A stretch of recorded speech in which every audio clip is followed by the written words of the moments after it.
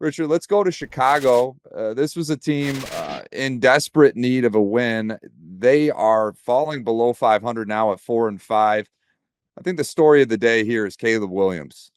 Everyone thought more than likely Chicago was going to get back on track playing the New England Patriots. Well, I got news for you. New England Patriots are a different team now that Drake Maye is under center, and they showed it today. They're playing with new life, and they got after Caleb Williams, sacking him 9 times. And I want to rewind it. I want to rewind it about 6 weeks ago when you were at the Chicago Bears' throats for drafting Rome Odunze. And not because Rome Odunze is not a very good player. I'm sure he's going to be a great player in this league. I loved him out of Washington. But you're talking about specifically team needs. When you draft a quarterback, number 1 overall, in Caleb Williams, you want to surround him with beasts up front. And that's what Chicago just does not have. And when you take a shellacking at home against the New England Patriots, 19-3, that's got to be a tough pill to swallow for the Chicago Bears fan base. Richard, what are your thoughts on this game? Well, you got to give the New England Patriots a lot of credit. They got after it, 9 sacks in the ball game. They got after him, put pressure on him in a lot of different ways, held him to 3 points overall, and they have struggled on defense. So give credit where credit's due. But Caleb Williams, Mitchell, has to be feeling like Keith Sweat. I don't know if you know a lot about Keith Sweat, Mitchell, but he has a hit song called Nobody, Mitchell. And I'm going to give you a few bars that I thought would be relevant to Caleb Williams right now, Mitchell, because he's asking, who is blocking for me? Nobody. Who is I gotta start over. I gotta start over. I gotta get this off. You want me to be like a backup dancer in this rendition here, Rich? No, I'm gonna try to go quick. Mitchell, this Bears offensive line has Caleb Williams feeling like Keith Sweat because he's asking, who is blocking for me? Mitchell, it's nobody. Who is protecting me, my baby? Sing it with me, Mitchell. Nobody, baby. And the fans keep screaming out, hold it too long. He just holds it too long. Holds it too long. Nobody, baby. Okay. They're going to have nobody in the fans or nobody in the stands here later in the season if they keep playing like this, Rich. I love that rendition, man. I'm going to have to fire that up on Spotify after we get off here, but yeah, we got to get that on Spotify. We got to get it on Apple Music. Everybody, please, thank you. You know, this is my only single. The song's going to be trending after this. Richard, Caleb Williams struggled mightily. I mean, how does he go up from here? Because the way you just put it, it's going down fast. Is there any hope on the horizon for Caleb Williams and the Bears team? Mitchell, where can he go but up? When you are at the flat bottom, they were 1 for 14 on third down. You got sacked 9 times, Mitchell. He's on his back the whole day, so he's on his back, Mitchell. All you can do is get up. He was doing a lot of it, so he's going to have to do it one more time, a 10th time. He's going to have to get up off the mat, and this whole team is going to have to get up off the mat. This defense is what I'm another part of what I'm concerned with because they've been the strength of this team. And when you got a young quarterback like that, your defense is what you got to lean on. You got to be able to put pressure on the opposite quarterback. Drake Maye's a rookie. The offensive line for the Patriots hasn't played well. I thought this Bears defense would absolutely feast on this team. They don't really have a true number 1 receiver that is respected like that in this National Football League. So I thought they would get after it. Caleb Williams, I did not see him struggling the way he did in this game, but who can't struggle when you're hit and sacked that many times?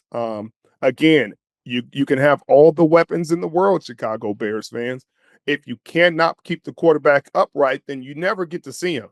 And so you sit there and it just reminds me of the Bugatti that's parked under the weather stall in that picture, that meme, Mitchell, where it's like, man, but the tires are flat.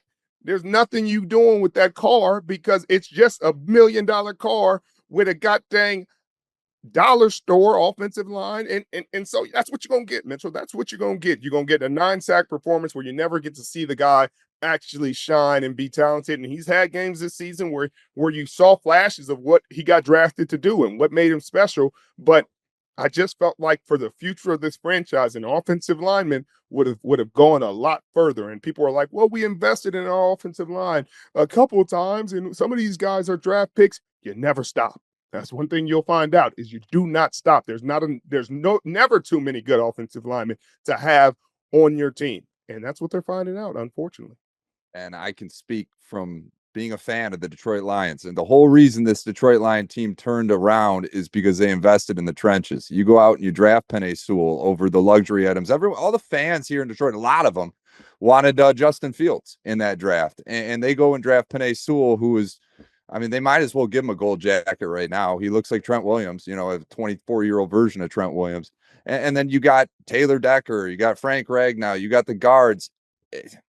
If an injury happens, they got replacements for him. The Bears don't have that luxury. We're 9 games into this tenure for Caleb Williams. Do you still believe in him being the number 1 pick? Do you still have that belief that he can be a franchise quarterback?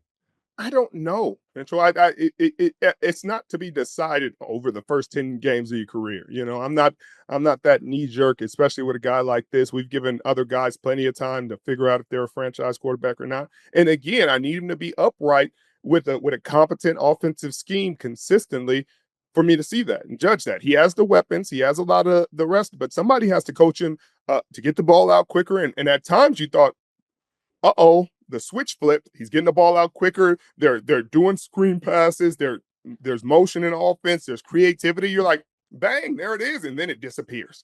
You're like, wait, what? What is this? What? This doesn't look like the team we were watching before. And so I'm not ready to judge him really at all. But I know that right now it's Jaden Daniel. If you ask who's the best player in this class it's Jaden Daniels, and it's not even close. Offensive player of the year, offensive rookie of the year. I mean, it's going to Jaden Daniels. It doesn't mean Caleb Williams is a bust and isn't going to be a great player in this league. It means it's his first year and he's not starting off as fast as the other guy. But a lot of things can change. He could go out and show out, but getting sacked 9 times, some of the plays are on him, but some of it is on that offensive line. They blitz rookie quarterbacks, Mitchell, and they're going to continue to blitz him if he shows he's going to struggle against it. The other rookie quarterback in this game was Drake Maye, and we saw him last week, with a huge game to throw, or a huge play to throw that game into overtime against Tennessee. And I know they're playing Tennessee, but it's plays like that show you, okay, this guy is really talented. And like you said, Patriots do not have the weapons on the outside that the Bears have. I mean, certainly if Drake Maye had the Bears receiving core in New England, I mean, you'd be thinking, holy cow, this guy's got a lot to work with. What are your impressions of Drake Maye? Because this is a huge road win for a young quarterback. Yeah, I again, it's just like Bo Nix. He's getting some reps, he's getting some great experience. He had a careless turnover. He talked about it after the game. He wishes he could have that one back. But overall, he played not to lose the game and gave his team a chance to win. He made plays when they need to have them. Didn't make a ton of mistakes. Didn't give the defense the ball too many times, and this has been a really good Chicago Bears defense. So you can see the growth there. You could see why they started Jacoby Brissett early on. You could see the difficulties this offensive line is having, but this is growth from him. That's 2 wins for him, and they only got 3. There you go. Well, the Bears haven't scored a touchdown in 21 straight possessions. They finished 1-14 on third down today. They'll have an opportunity against the Packers next week, and the Pats host the Rams. So maybe we'll be talking a little bit more about the Pats if Drake Maye can keep this magic alive.